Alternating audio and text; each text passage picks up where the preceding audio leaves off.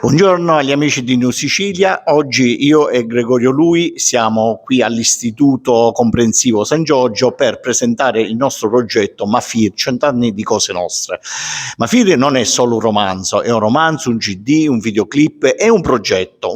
per le scuole, per fare proseliti tra i ragazzi e raccontare 100 anni di storia di mafia attraverso il romanzo, attraverso la musica, le diapositive e anche il videoclip. Quindi un linguaggio multimediale affinché questo messaggio molto particolare, anche articolato, di 100 anni di storia di mafia possa arrivare a quante più ragazzi possibile, a quante più persone possibile, per cercare di capire le origini di un fenomeno mafioso, del fenomeno mafioso ancora presente purtroppo sia nella nostra terra ma anche in tutta Italia, e addirittura ha già superato da decenni anche i confini nazionali. Dicevo che il progetto è comprensivo anche di 10 canzoni, un concept album, il cantautore Gregorio Lui che ci spiegherà